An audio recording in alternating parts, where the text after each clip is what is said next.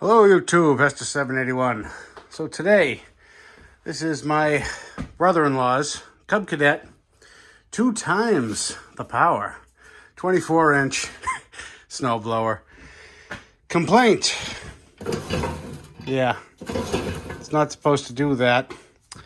This broke the end of last year, and I don't see any cracks in the housing. These have an Achilles heel, so see how there's one shear pin for each of these augers, and they are all indeed the correct shear pins, but it's such a flawed design that even with, the right shear pins, eventually, if you get enough close calls, you're going to blow out the main brass gear, which is this right here. I'll leave the part number right there. But super common. I've done dozens and dozens of these things. So yeah, we're just going to walk you through how to do that. First thing I'm going to do is, what I'm going to suggest you do is go around to all of your shear pins one by one. Before any season, this is a good time to do it. Of course, I got to stand right in front of you guys.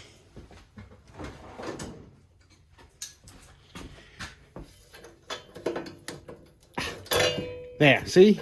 This one falls right through. So nothing wrong with that shear pin. Put the clip back. You try doing it while people are staring at you and you're looking sideways. Ow.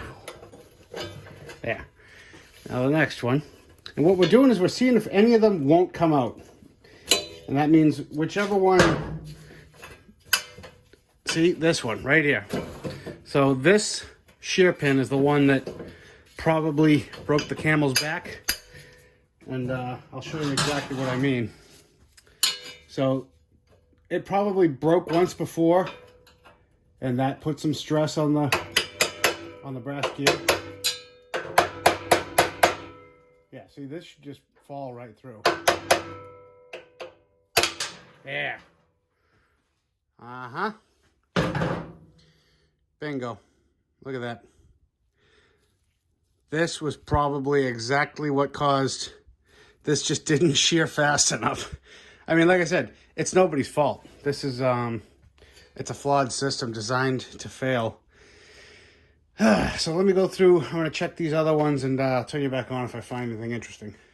And those other two were perfectly fine. I think the outer one had just been replaced because it was sort of the shiniest and it was facing the other way. But anyway, that was definitely a good smoking gun. So we have to split the bucket. Got to remove this 10 millimeter, just like we did the last one, just to get the cable off of the auger pulley. And then these 2 bolts. But first, let's start with getting the chute off. So this is a captive nut and bolt, just like the last one. Then underneath, there's just a little wing nut. Literally almost the same exact machine. And then there's a quick clip. I'll show you what that looks like. Well, that's certainly not ideal. So this is not the proper clip. This actually looks like one of the pins from the shear pins. So I have to put a new one of those in there, but this will just pull out, and now you should be able to lift the whole thing up. And of course, this happens a lot. This is a captive nut for that, the top bolt we were doing. And as you can see, she's spinning. So sometimes you can get lucky and wedge a screwdriver in like that. See? And now you have your bolt. Installation is going to be reverse over removal. And there goes your chute. And now I'll show you a little better view of what I'm doing here. I'm taking off this bolt, which loosens this bracket right off that locating pin. See how that just slides on and off there. And then we got to get this spring out. There, maybe you can see now. It's very simple. Tuck the belt, tension it backwards, push the spring forward, unclip, hang it up out of your way. And while we're at it, you just go ahead and pop the belt off the engine. Simple enough. Pulleys feel fine. This machine is not that old either, folks. All right, time to split the bucket. All right, I got the other 2 bolts out. This is the last one. I have the headgear supported, tied off to the ceiling, so what could go wrong? All right. And now we should be able to just sneak the bucket. Perfect. Right. Oh, did you see my arm the whole time? Maybe not. Yeah, that's a very confident bungee. Let me put a second one. So now we got to pop this pulley off. That's a little tight.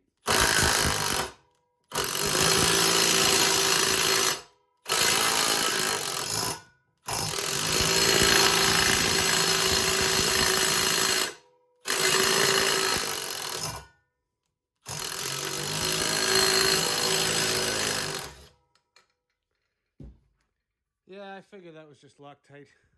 Oh, that's warm. So anyway, you got this washer. This pulley should just pull right off, which it does. And by the way, putting that back on, just make sure you pull the brake out of the way. Don't get intimidated when things go pop. Just stop, look at it, and say, okay, what exactly did I do? All right. You shouldn't have to loosen these. That is just if you're changing the bearing. You watch, I'm going to eat my words now. But, all right, flip it back up. Next step, you're going to do these 2 bolts, 2 on each side. Zip them off.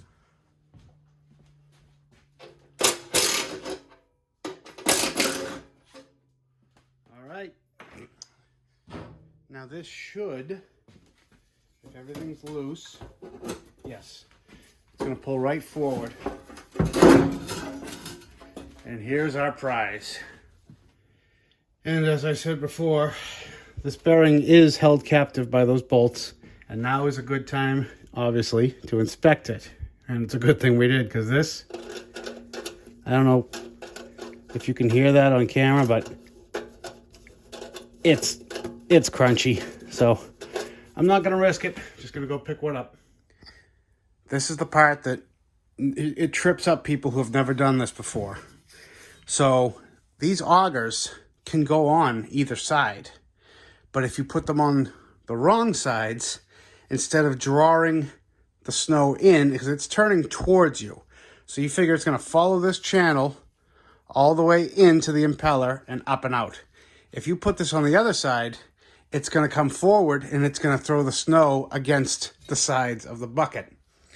It happens all the time. I've even seen some for sale. And in the pictures, you can clearly see that the augers are put on backwards. And nothing is more frustrating than doing a job than having to do it twice. So take your time, take a second. Like I said, put it on the bench, have a designated work area, because it has happened to me too. That's another funny story. So years ago, I took on my very first one of these brass gear repairs. It seemed straightforward enough, and I didn't really have a workshop at the time, so I used my father's shed. What I just did there is a little E-clip. All you got to do is pry it out, up and under, and then there's a washer, and this whole thing pops right off. So I was using my father's shed, and everything went well. I took it apart, diagnosed the problem, because I didn't know this was this was before Google and all that stuff was very useful. And figured out I needed the gear, ordered the gear, and That was it. A couple days later, I put everything back together. What had happened was I took these augers off and put them on a rolling table just like that. My father moved the table, spun it around, and put it back by accident. And I was none the wiser. So yeah, I put it together completely wrong. Didn't realize it until after my buddy's like, hey, it's not throwing. So yeah, just pay attention. So now when you get these off, you're gonna see these bushings. Make sure they don't fall out. Also, make sure they're not worn out. They are a wear item. And these spacers as well. I believe they sell them in a kit just because they're so cheap. Yeah, see, this one looks pretty sorry, so I'm gonna order some of those too. This one's completely melted. This must have got some sort of hot. Beautiful. So I'm gonna finish stripping this down and then I'll turn you back on in a minute. Okay, those are off. Now this is supposed to just sort of pull itself off. See, it's keyed. Your results may vary. If it's rusty, you may have to spray it down and tap it. Be careful, don't bend it. It is not made of the strongest stuff, like everything else on this thing. And now we open up the gear case. And these just use grease, by the way, so you shouldn't have a ton of spewage unless somebody's throwing gear oil in here, which I have seen.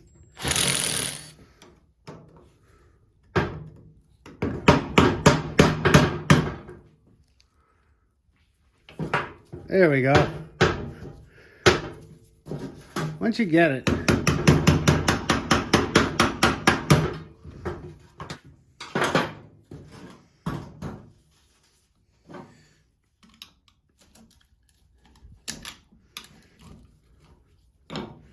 all right,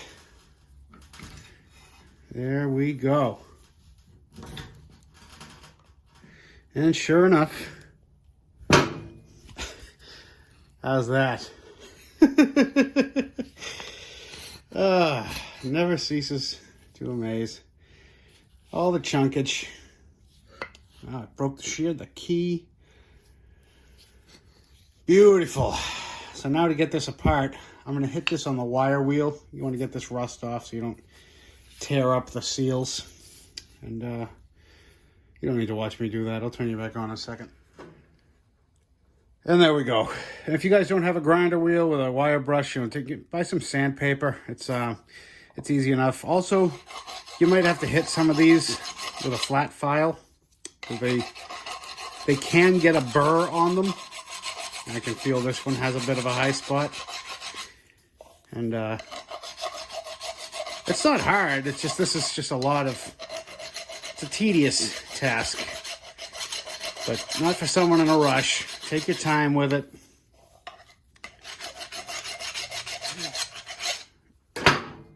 And you should be able to slide right off. There we go. There's one. There's two. And here's our prize. There are washers in here. Wow, the washer even got damaged when that thing blew. So the next step is obvious. Clean it up.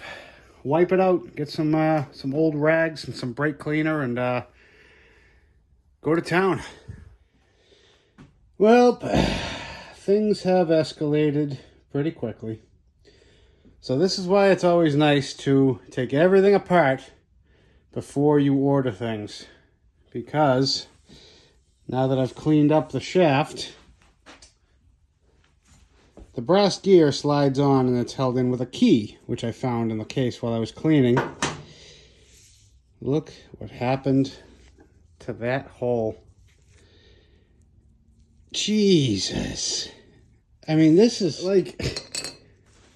the force. I mean, here's that key. You know, it's still in great shape, but look, if I put this thing in, that's gonna be no damn good. This is just gonna, that's not gonna hold. First ice bank he hits, he's gonna blow it all up again. And on top of that, less important if that shaft wasn't bad, but look at the worm gear. That thing got chewed. That must have made contact with the key, because, you know, brass wouldn't do that to steel. And it's a little chowdered up there. And you can see right there. Oh, it's getting expensive. Quickly. Well, time to look online for some parts and see what it'll all run. Turn you on in a second. Well, this has been instantly for you guys, but for me, it's been like a week and a half. Okay, we've got some parts in, still waiting on one. Where are we at? So we know we need this axle, and we know we need this worm drive, and I've got both of them. So that's not a problem. We got one replacement spacer. I mean, it's not, I'm just gonna say it out loud, it's not life or death, but look at the thing. It's melted. It's not gonna do its job properly. So, cheap money. So I'm gonna put this part number right here, and this part number right here, and then lastly this part number right there.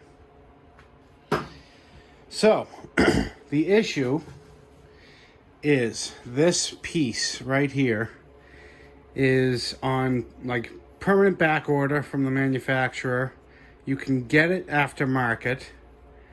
It was like something around $100 or $116, and that's just ludicrous. I mean, if I had like a, an end mill or like a real machine setup, I would just cut this keyway right back here, and that would be end of story. But I don't have them. So what I did was I looked used online and didn't find many options until I just got rid of the part number aspect and just typed in MTD 24-inch bucket, auger axle. And sure enough, I got this, which is used. Beautiful keyway, no issues. And this was $12. So we're ahead of the game as far as that goes. Keyway sits in perfectly. Now the issue, you know there's a catch. Here is the end that we need. Little chamfer. I don't even know if the chamfer is necessary, but what's important is this little cutout for the E-clip. This, as you can see, does not have that. So, what are we going to do? That's right. We come over to the lathe. So, here's the setup. I've chalked the old axle through, and I've got it lined up. It's just a hair. So this is the parting tool. Parting tool is just a hair wider, but that's not going to make a difference as long as we follow the outer, so the one on this side, not that side, line. And that way the clip can go as far that way as it's supposed to, so it holds the bucket together. If we follow the inner line, it might be a little too tight. This is not very, precise operation here, and it doesn't have to be. So I've set the locked the stock locked the table, and now I'm just going to slide the new one in until it rests right up against the live center, and that should give us exactly what we need. Like I say, I've measured every other aspect of this axle. All the holes are precisely the same. Everything lines up. It's just this end piece. And I'd like to note, when I bought this axle, it didn't have a part number, but it had the model number of the snowblower that it came off of. And I looked that up, crossed it over, and this was the same part number as this one with the taper. So I don't know if this is an updated design, because I know the buckets used to spread because that was just sitting in a plastic bushing.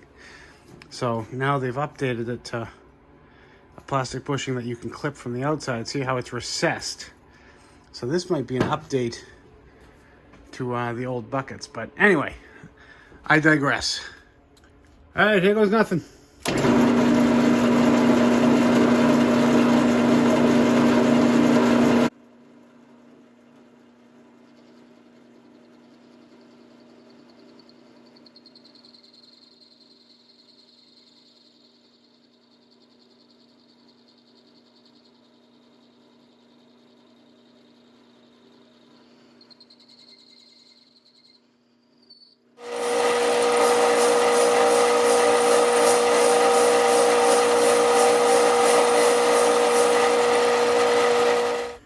All right, just checking. I've set this to the depth,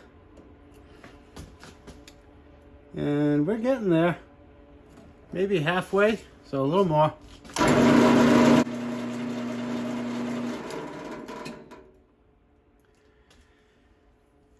And that looks like it.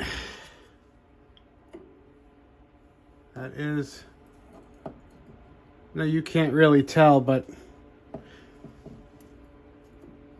that's about perfect.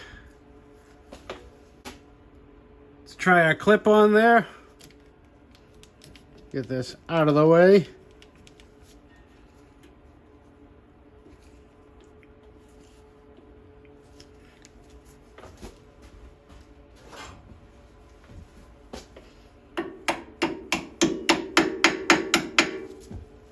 Perfect.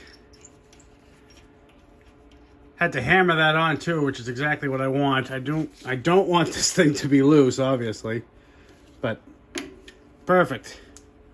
That's exactly how tight one of these should be. Now we got to do the same thing to the other side. And now that that's done, we'll just give her a quick little clean up.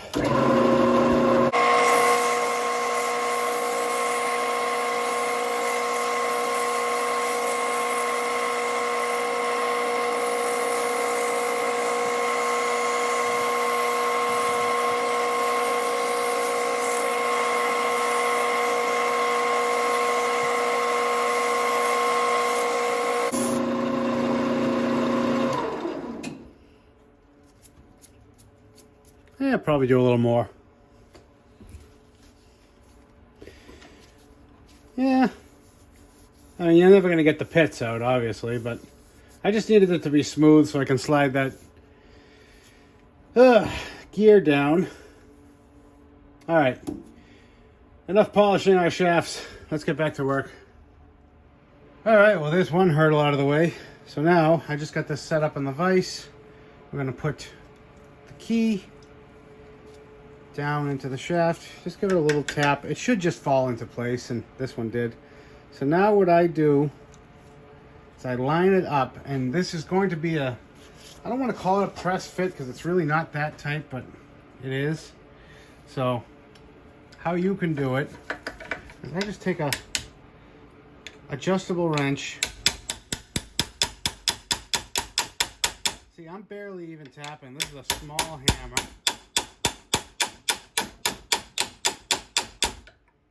And I'm waiting to see it pop through the other side. You just want to be even. It's just about there. You'll notice I put the vise almost to where I thought the gear would stop, but I don't think we need to go that far, because now we're centered, and just about that is what you're looking for. Like I said, it's not precise. You can see where a hair passed on this side. It's going to be fine. There's so much slack inside this box. It's really not a precision instrument, but that didn't come out too bad, huh? Let's hope it works. All right, moving forward. All right, we've got the housings all cleaned out and scraped that gasket material off. So, a couple of key things here to note. You want to get this as clean as possible. It's brass. It's all the little pieces of brass that you'll see in there that's shiny. And now, I'm just going to say it. It is brass. So, it's not the worst thing. If it was like steel, it'd be worse. But, you know, get it as clean as you at home can. You know, paper towels, Q-tips to get in here. You know, brake cleaner if you have it. But, you know, the important part to get clean is the maintenance surface. Get it as clean as you can. I don't want people freaking out. Oh, what if I don't get it as clean as possible? Look, it's not, you know, we're not doing brain surgery here. Anyway, so those two are clean. Also, when I was putting this together, I don't know if you can notice that, I favored, so this corner was sort of the corner that it was always running like this. So I'm going to flip it, which is the same exact thing on both sides, but now it's going to be fighting the solid part, if that makes sense. In other words, I sanded this down so I could get the get it into the lathe. But if you look, this side is the one that's completely bent beyond recognition. That side's wallered out too, but that's because it was in the machine like this and turning and pushing on this surface. So what I've done to the new one is found which one had the a little bit of wear, which it wasn't much, and now I've flipped it. So the worn out surface isn't the one getting pressure put on it. Just kind of a, you know, for you guys, if you're doing this, might be a good idea to flip it. Get a little more life out of your bar. So now I've got just regular wheel bearing grease.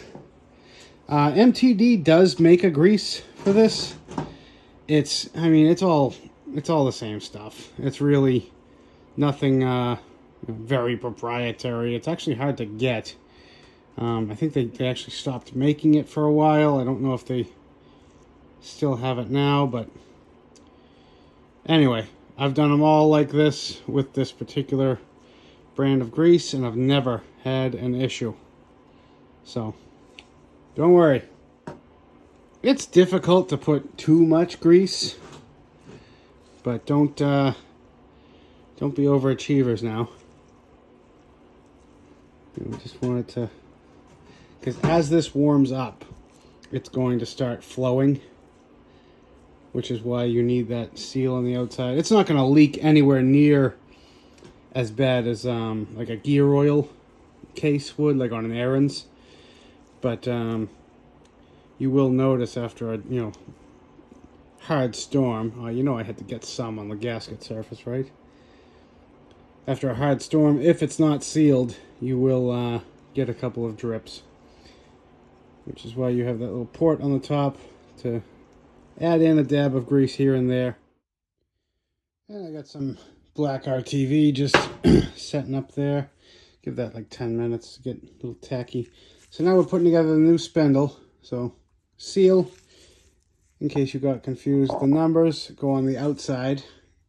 And then there's this middleman, which I got some grease in between. And then the top piece. And then there's this pin. Goes through and sort of locks the whole deal together. So now I'll hold them up together just so you can see. If this was my unit, or a friend of mine I wish would stop calling me so much, maybe I'd reuse this. but it's just not worth it. I mean, I think this was like 50 bucks, and he doesn't live that close. So I'd hate to put him in a predicament where it broke again because of that. And yeah, like I said, it's just not worth it. And as for the tip, just put your washer on, and then your nice bushing. I'm going to put more grease in there. I've already put a dab, but just don't want it to start dry, you know. All right, time has come. So slide your washers, one on each side. This can be tricky by yourself. Ask me how I know. And I'm pretty sure I can do that afterwards. So I'm going to start with the non-greasy end. Yes, I'm going to slide this in. I think just so you guys can see, I'm going to move to the vise. There we go. Also, it's a good idea to start with the right side anyway, because that's the threaded side. Be less juggling. So now I'm going to have this ready to go. Again, bushing, washer, worm gear. There's a little pin, pinning it through. Drop it right into place. Everything's going to have its own spot.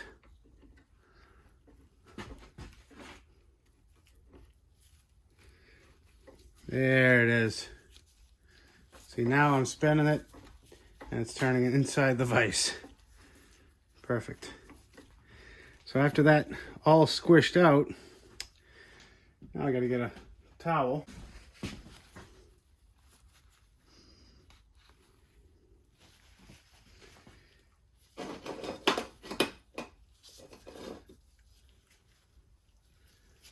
And I'm just going to spread a little of this stuff forward so we don't get that same issue upon reassembly.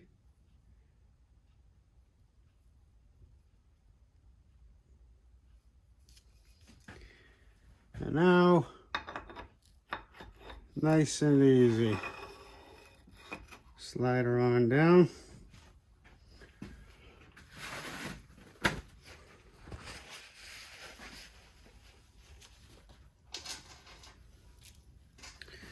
And start your bolts by hand.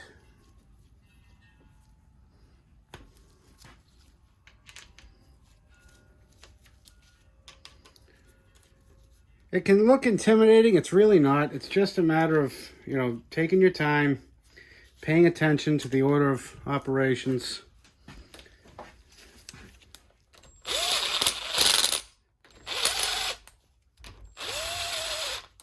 Everything's hard until you know how to do it. You ever meet a baby who knew how to do bathroom tiles? That one just had a little bit of, yeah, it's coming out the other side. Old RTV in the hole. Could have cleaned it out, but I didn't. Gonna let that set up for a second and then give them all a final snug by hand. And just give it the last little oomph. Also, don't forget, stick your little plug in. Does not have to have any sealant on it. In fact, you don't want to, because it's just going to make it that much more difficult to remove it. I'm sure these have a torque spec, but just don't go crazy. You can see I'm using a 1/4 inch ratchet in one hand. It's just perfect. So I feel like it might be easier if we just keep it in the vise, and that way you guys get a bird's eye view of everything I'm doing. All I've done so far is slid on that new bushing and the old bushing. So again, this is the bottom of the housing. So this is essentially the front of the machine. This is the bottom where the tires are. You want these to be going that way. So I've already lubed up the shaft, cleaned out the holes a little bit. Just gonna spin it so I can get the There we go. Got the shear pins in. Now's your time, guys. Lube everything up. If you want, you can put new shear pins in. This machine is not that old. I'm going to replace, obviously, any shear pin that looks suspect. Like, obviously, that one we found. I found out the rest of the story, by the way. Oh, I'm missing a spacer. Hold on. So, followed by one more of those spacers. So, yeah, the story. I talked to my brother-in-law over Thanksgiving holiday. I told him about this, and I was like, you know, the term catastrophic failure is thrown around a lot these days, but something bad happened here. And he said, oh, you know, I was moving a lot. I had it on the back of a truck, and, you know, I said to him, I was like, you know, that really doesn't cause this. You know, this is more of like a, you know, I snowblowed a brick twice kind of thing.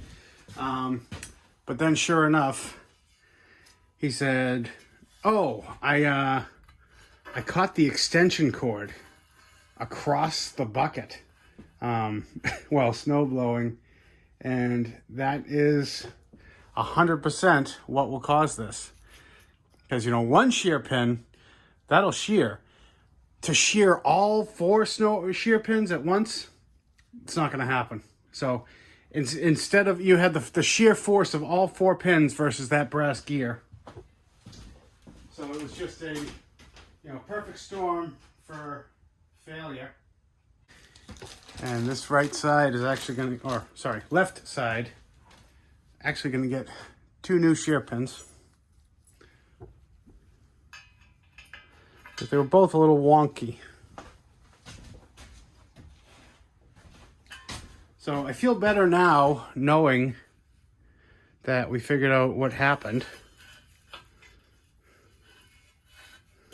And it's not just kind of a, well, hope there's no, I mean, we can see the whole system. You know, there's nothing hiding in a gearbox that you've taken apart, cleaned, and rebuilt. So just glad we got an answer to why.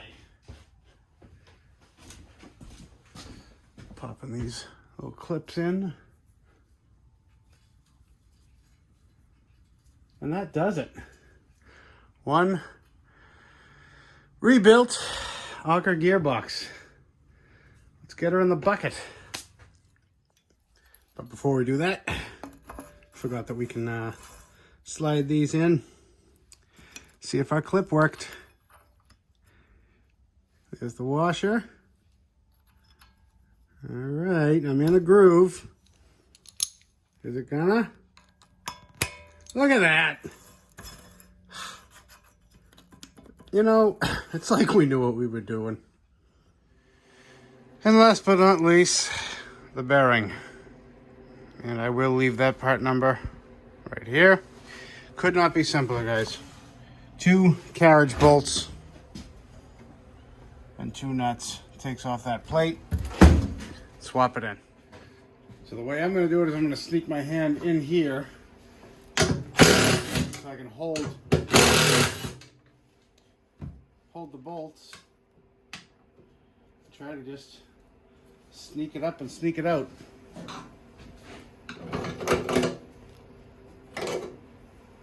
Oh, there's no need.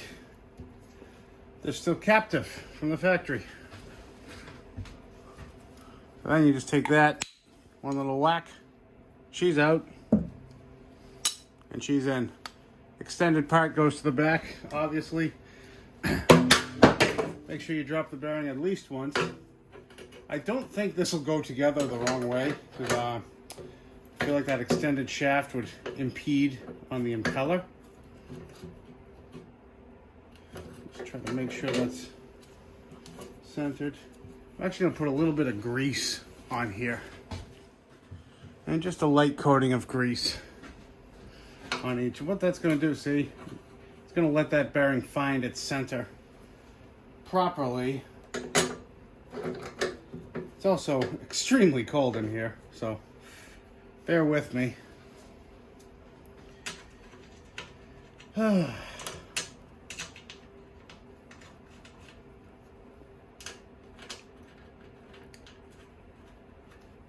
if you don't get this nice and centered, it's going to just be cockeyed and you'll have alignment problems later on. So I'm actually going to wait, I think, to snug.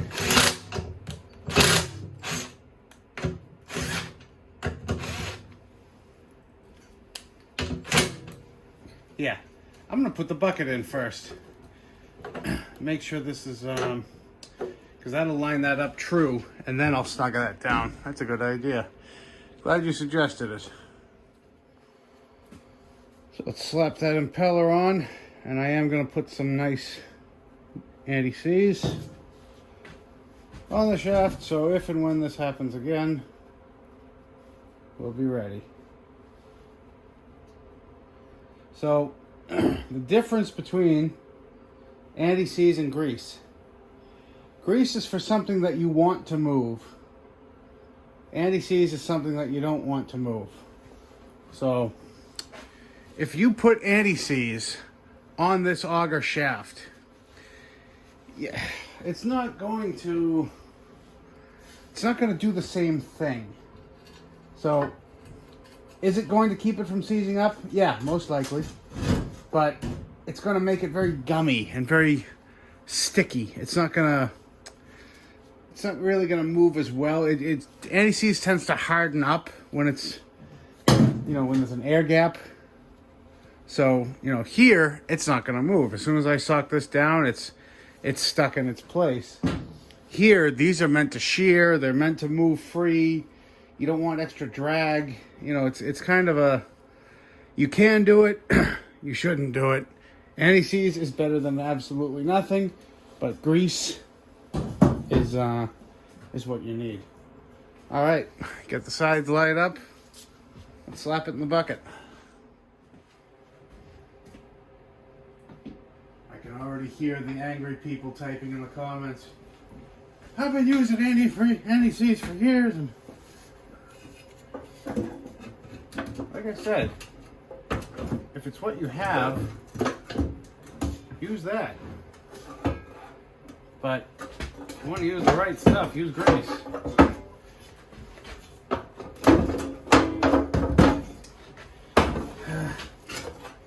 Nothing lines up when your fingers are cold.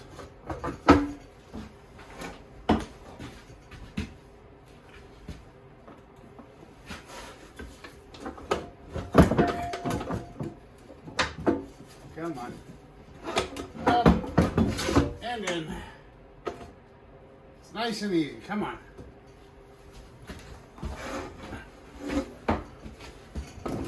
There we go. Then, of course, just get your bolts lined up. You may have to lift the auger. Don't sock anything down until all four corners are in, or else you may have to redo it. All right. Now we'll tighten up the back bearing. Finally coming in the home stretch.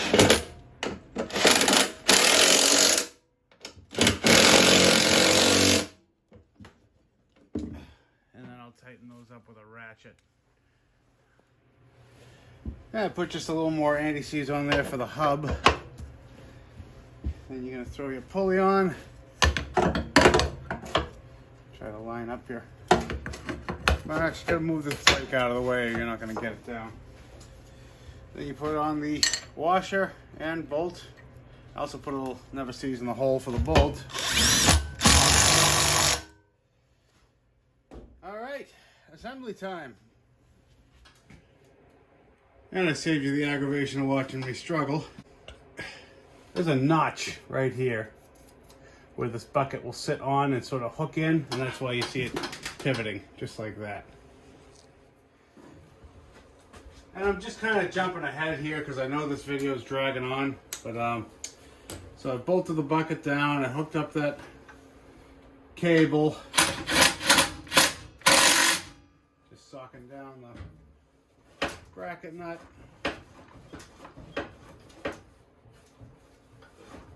everything's working good. Not much left. Alright, she's all together. I got some oil back in her. See what happens. Fire in the hole.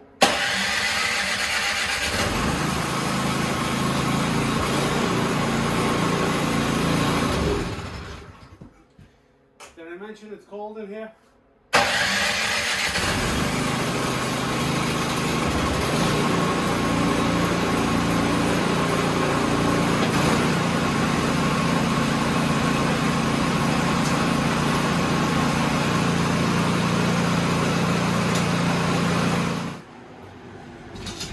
Well, I don't know what part of the country all you guys are in, but in this part we call that a success. Auger spinning, nice and quiet. Engine's still kind of running a little dodgy in my opinion, so we'll probably end up taking that carburetor out and cleaning it. Like I said, he left fuel in it. You guys have seen me clean a million carburetors, so we'll wrap this one up, guys. I want to thank y'all again for coming, liking, commenting, subscribing, sticking around, and we'll catch you on the next one. Bye.